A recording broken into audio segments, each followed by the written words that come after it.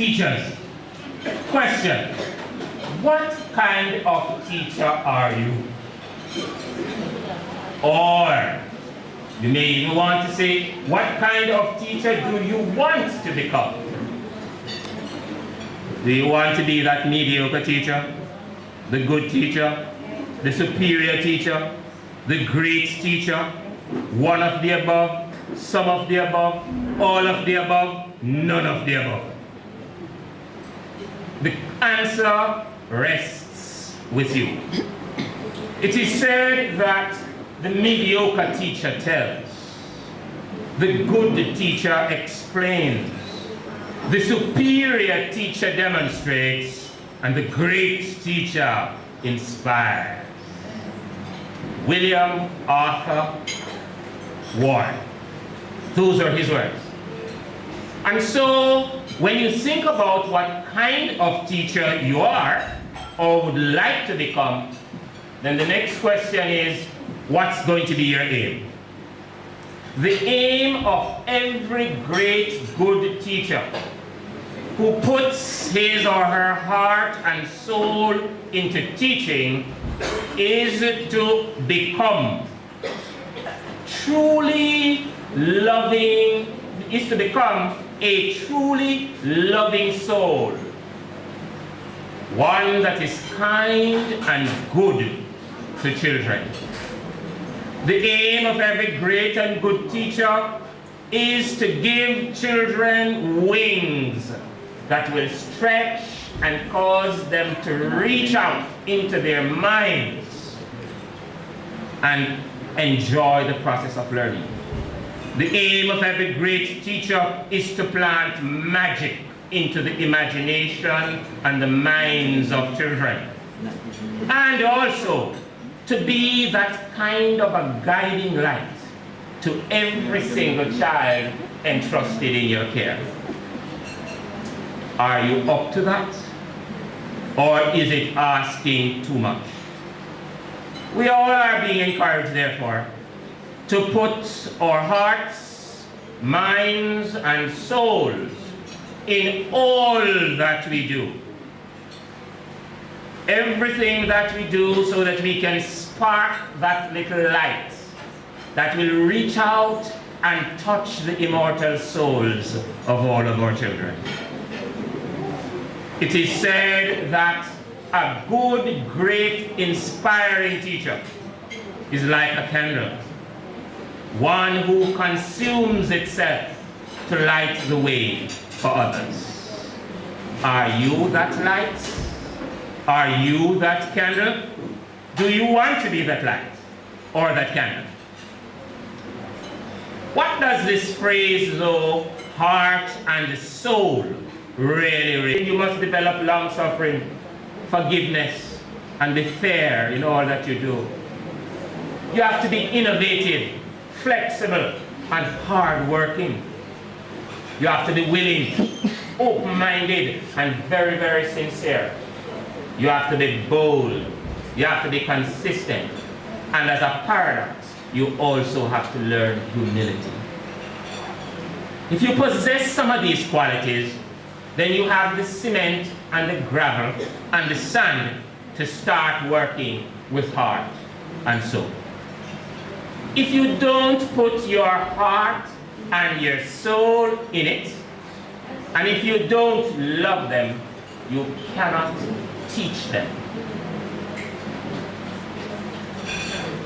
Serious, serious stuff. If you don't love them, you can't teach them. John 3:16 says, "For God so loved the world that He gave life for us." What the teacher is, therefore, is going to be more important than what the teacher teaches. What the teacher is more important than what the teacher teaches.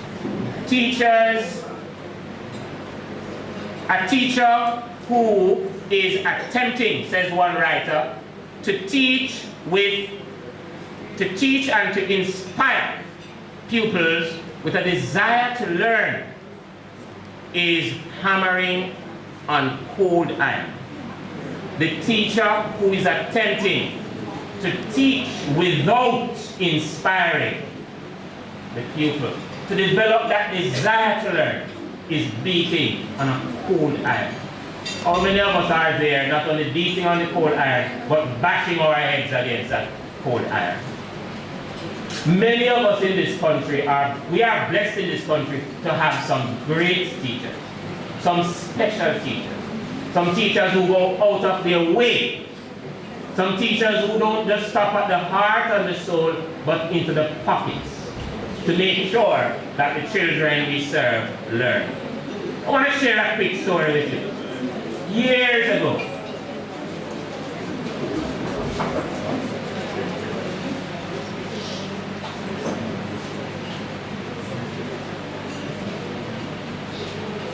Years ago, ladies and gentlemen, a Johns Hopkins professor gave a number of his students, like how you got your research, these were graduate students like you, he gave them this assignment.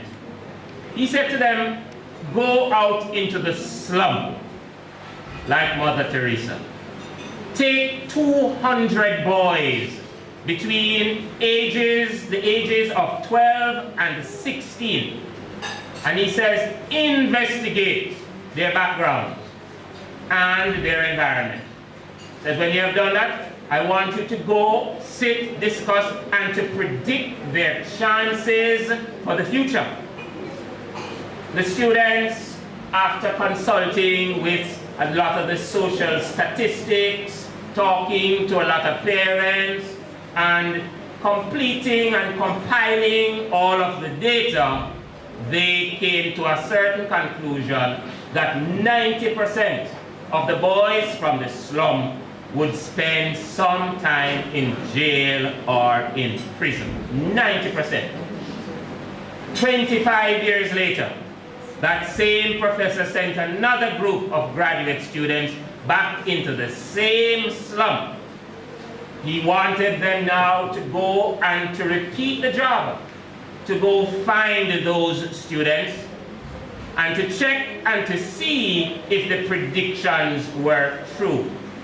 Some of the boys, of course now grown men, were still in their community. A few of them died. Some had moved to other places, they had migrated. But what was interesting is that the researchers found 180 of them. 180 of the original group they found. And they also found that of that 180, only 4 of them had ever been to jail. So 186 had not gone to jail in the slum. Why was that the case with these men? They had lived in the slum. It was a breeding place for crime and violence. But they had this surprisingly good record. The researchers were curious, and so they went in search for the answer. They spoke to a lot of the students, the men, and found out that there was one recurring decimal. They all kept talking about the same woman teacher.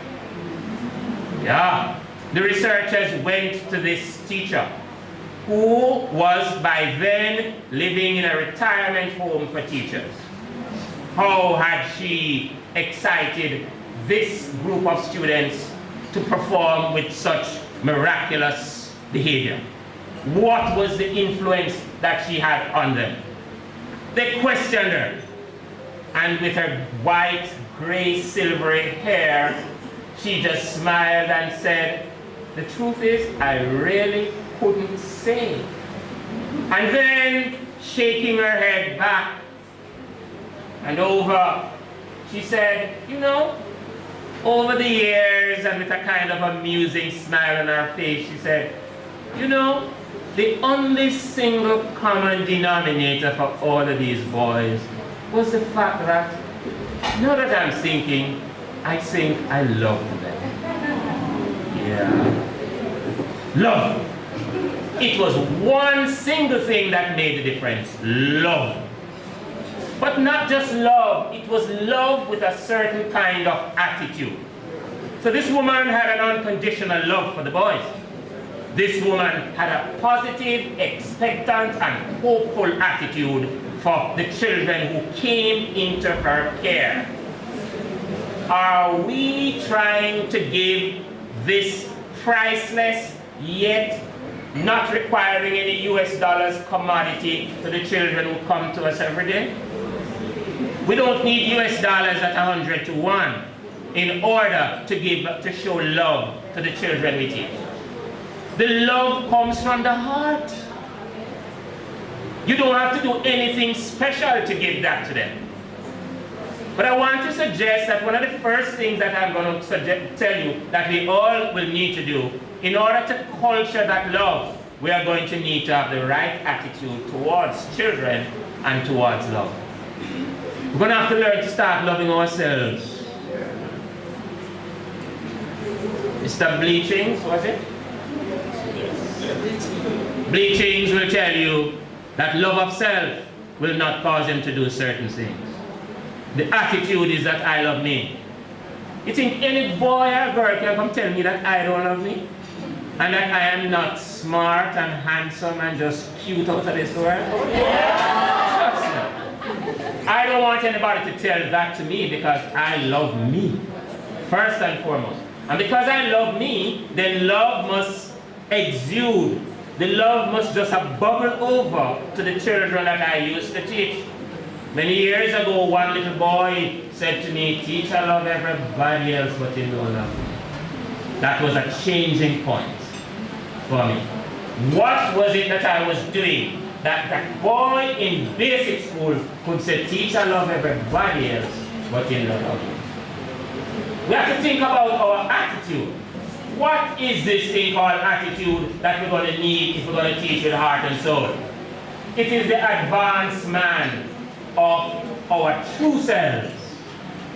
Its roots are inwards, but its fruits are outward. The boy was seeing the outward fruit. It was coming from inside, a lack of love. It is our best friend, and it can become our worst enemy. It is the librarian of our past. It is the speaker of our present, and it will be the prophet of our future. So those of us who want to see a different future will have to change what is happening in the present, and we're going to have to go back and reflect on what happened in the past, so that we can change the future for ourselves and for the children we purport to love and want to teach. I want us to understand that as teachers, we have our own challenges. But sometimes we need to get an awakening of the mind. And there was one youngster many years ago, a young school teacher. He went to his bed and he had a dream that an angel appeared to him and said, "You, young man, will be given a child who will grow up to become a world leader." How many of us have the world leaders in front of us and look? How many of us taught in Trelawney and elsewhere the Asafas and the Usain Bolts and the Theodore Whitmores? I taught the Theodore Whitmore national coach, and many the Donovan Ricketts national goalkeeper, and many others, just sticking to sports. So he dreamt that he was teaching a world leader. How in the dream, she said, "How will you prepare her so that she will realize her intelligence and grow up with confidence? How will you prepare her that she will develop both her assertiveness and her sensibilities, so that she will be open-minded, yet strong in character? In short," said the angel, "what kind of education will you provide her so that she can become one of the world's truly great leaders?" I would jump out of my sleep. The young man awoke in a cold sweat, of course. It had never ever occurred to him before that anyone of his present students or future students could ever be the person described in the dream he was having. Thought he had plenty food to eat, just like how you ate a whole heap a while ago. Was he preparing them, he started asking himself, to realize any position to which? Was he preparing them to realize any position at all to which they aspired? He thought and said, how might my teaching change if I knew that one of my present students or future students could become this person? How would your teaching change? Would you have to go to the heart and the soul? He gradually began formulating a plan in his mind because he now had to make a difference. He wanted to change his instructions. He said to himself that this student, she would need knowledge of how to solve problems, not just for herself, but for others. He said that she would need to grow up in character as well as in knowledge. She would need self-assurance as well as the ability to listen well and work with others no matter how diverse. She would need to have understanding and appreciation of the past, yet she would need to feel an optimism about the future before her. So he realized that he would have to do a lot of things. He said that she would need to grow in understanding of others and need to become a student of the Spirit. She would need to be able to set high standards for herself. And she would need to do all of this with the love of self and the love of a higher power. His teaching changed. Every single person who walked through his classroom doors became for him that future world leader. He saw each child not as he or she was, but as he or she could be. He expected the best from every single student and nothing. Yet he tempered his expectations with compassion and flexibility and generosity. He taught each one as if the world was coming to an end. Ladies and gentlemen, after many years, a woman he knew rose to a position of world prominence. He realized that she must surely have been the woman described in his dream. The only thing is that she was not one of his students, but rather his own daughter. For of all various teachers she had experienced in her life, her father was the best. Can people say the same of us as teachers? Can our students, present and past, say that, that teacher was the best teacher ever? That teacher touched me as up and touched me this up. In a good way. So the question, you see, colleagues, we now have to realize that we are being called upon to perform a lot of miracles. Miracles that will cause us to start thinking differently. We're going to have to start saying to ourselves, do I really need, if you're Catholic, to go to confession and to say, bless me, Father, for I have sinned. This is my 1,000th confession, and these are my sins. Name of the Father, and of the Son, and of the Holy Ghost. Or do we look back and think of some students who left us sad and lonely and hurt and grieving? Or do we have to go and really see, when we think of it, feel badly? Because there's nothing wrong with feeling badly. And then really and truly seek forgiveness for some things that we have done. To children who we didn't understand because they had a learning disability and they gave us a lot of trouble. To children who might have had an intellectual disability and mental retardation. To those who had neurobiological imbalances and were hyperactive and had all sorts of behavior problems. To children who couldn't see well, and as soon as they peeped on the board, they said, go back on your seat, go sit down. To those children who couldn't hear well, and they're staring us straight down our throat, and you say, all you do every day is look in a teacher mouth and take out every word they say. To children who couldn't sit still because they have attention deficit hyperactive disorder, and they're constantly on their feet, driving you crazy because of the problems up here that they don't understand. Do you have those gifted and talented high achievers who come before you and challenge every single thing you do because what you're doing is rubbish and you don't know what you're doing and you can't stomach them, and you kill the creativity by shouting and screaming and ridiculing and putting them down, causing them to leave school with all the brilliance, forcing us to live behind the burglar bars, outsmarting the bright police and the soldiers who cannot gain control over them because the criminals are smarter with their gifts and their talents.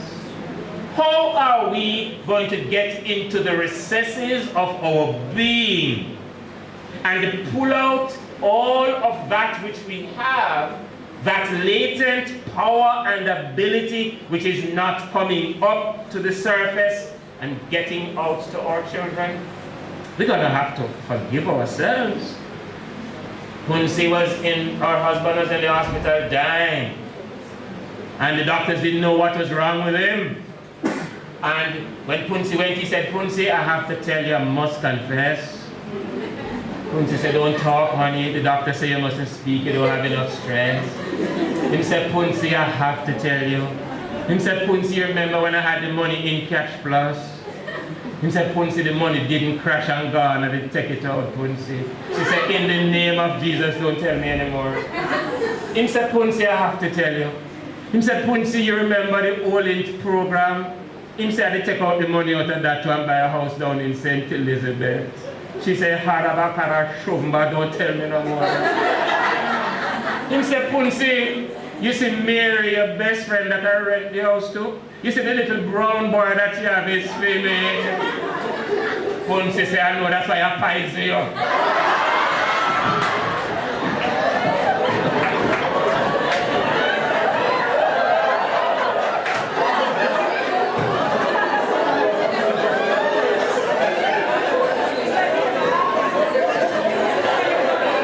Forgive them, for they know not what they do. Ladies and gentlemen, if we are going to move forward as teachers who will work from the heart and the soul, we're going to have to replace that unforgiveness. We're going to have to replace that impatience.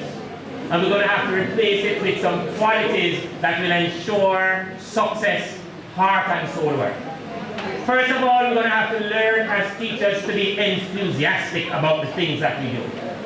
If you go to the classroom and your face look like Murapus, you can't inspire nobody. We have to be enthusiastic.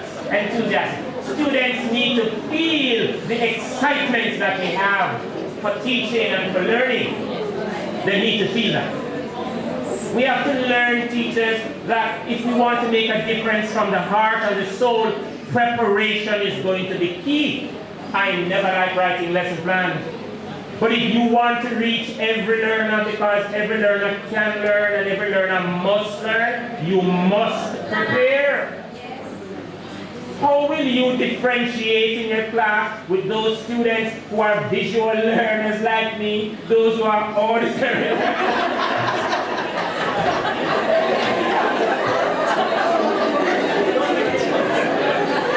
How are you going to cater for them?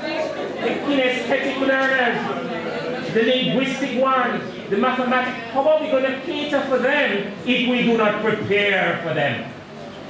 To go to class without being prepared means that your heart is empty. Empty, empty, empty. Because preparation is key.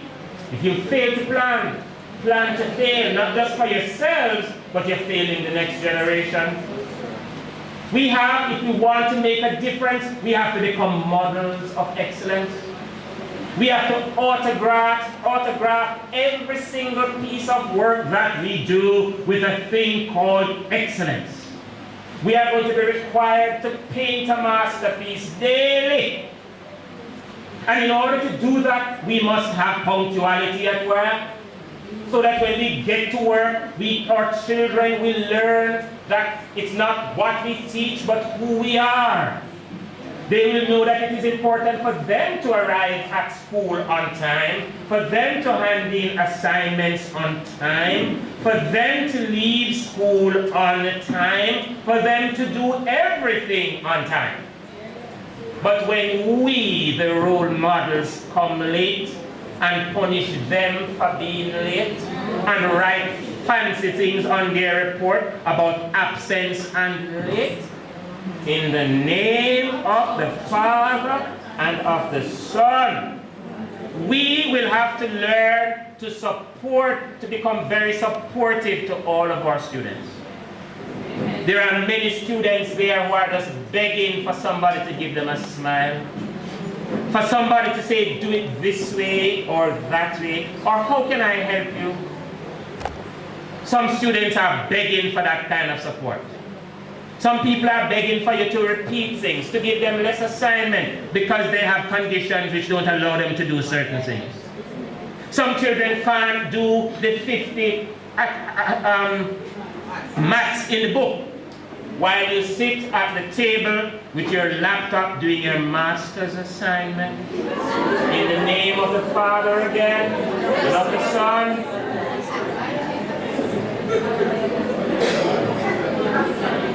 We need consistency, ladies and gentlemen. If we are going to say to children, do as I say but not as I do, we are teaching a message that is more powerful than the maths and the English that we teach. We have to be, this is what heart and soul is all about, you know. We have to learn to be respectful and to be polite to our children. Yeah, be careful what, you know, some years ago when I was at Sam Shop, Simon Clark used to tell us lots of stories. But sometimes the stories would change a bit. I was the first to say to my friends, liar. Because the story would change. And when I started teaching special ed some years ago, and I became a lover of storytelling, as you can now see. And I started telling a story. There was a little boy called Chase, and apparently the story was changed. And Chase said, damn lad.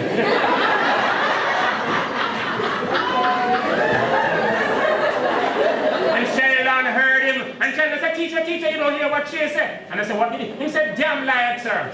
And I started laughing, and Sheldon said, what could your teacher here laugh? And I told him the story of Simon Clark at Sam Sharp Teachers College.